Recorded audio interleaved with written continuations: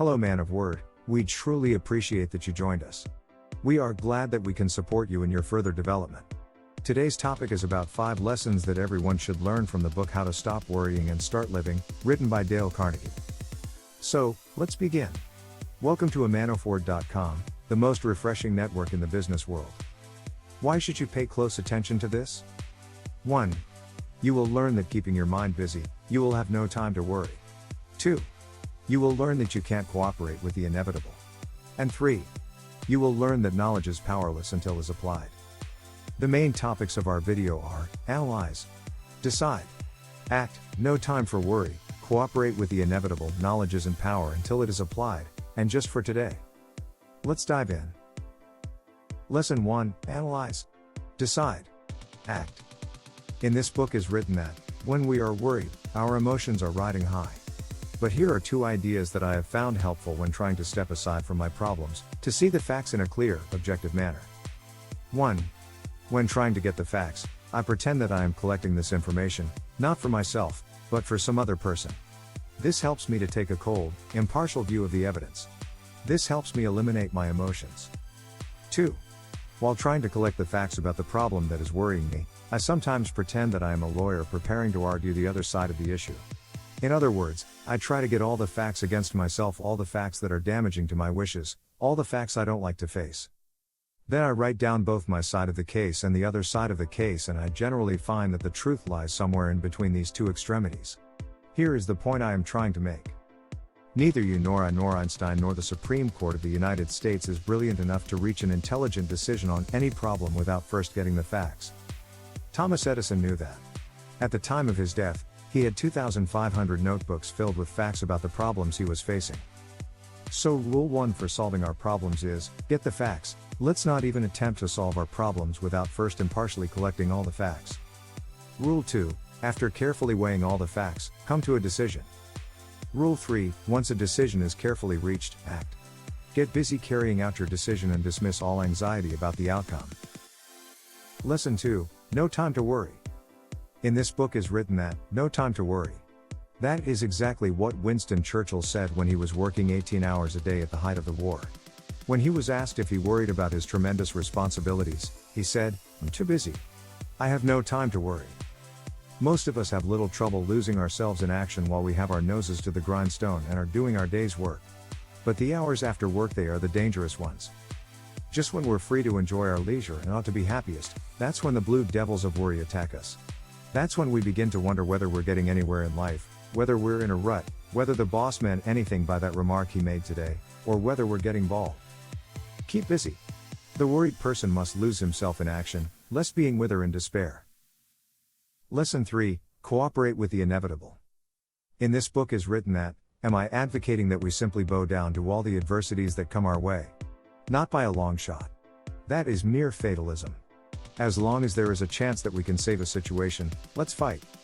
But when common sense tells us that we are up against something that is so and cannot be otherwise, then, in the name of our sanity, let's not look before and after and pine for what is not. No one living has enough emotion and vigor to fight the inevitable and, at the same time, enough left over to create a new life. Choose one or the other. You can either bend with the inevitable sleet storms of life, or you can resist them and break. I saw that happen on a farm I own in Missouri. I planted a score of trees on that farm.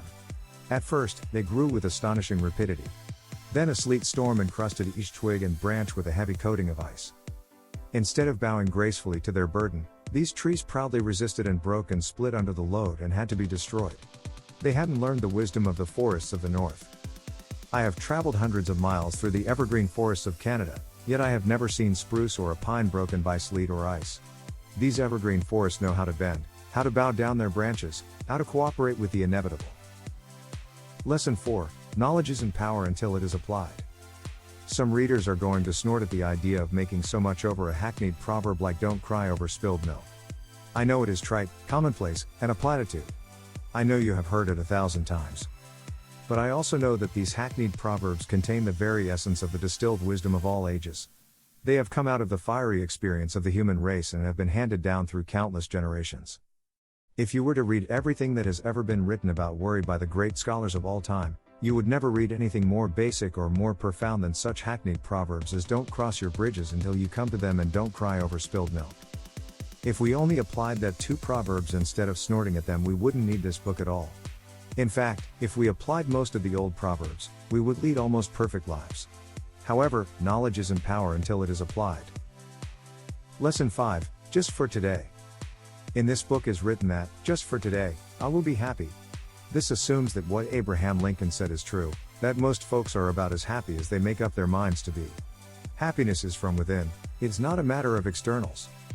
Just for today, I will try to adjust myself to what is, and not try to adjust everything to my desires. I will take my family, my business, and my luck as they come and fit myself to them. Just for today, I will take care of my body. I will exercise it, care for it, nourish it, not abuse it nor neglect it so that it will be a perfect machine for my bidding. Just for today, I will try to strengthen my mind. I will learn something useful. I will not be a mental loafer. I will read something that requires effort, thought, and concentration. Just for today, I will be agreeable. I will look as well as I can, dress as becomingly as possible, talk low, act courteously, be liberal with praise, criticize not at all, nor find fault with anything, and not try to regulate nor improve anyone. Just for today, I will try to live through this day only, not to tackle my whole life problem at once. I can do things for 12 hours that would appall me if I had to keep them up for a lifetime. Just for today, I will have a program. I will write down what I expect to do every hour. I may not follow it exactly, but I will have it. It will eliminate 2 pests, hurry and indecision. Just for today, I will have a quiet half hour all by myself and relax. In this half hour, sometimes I will think of God, to get a little more perspective into my life.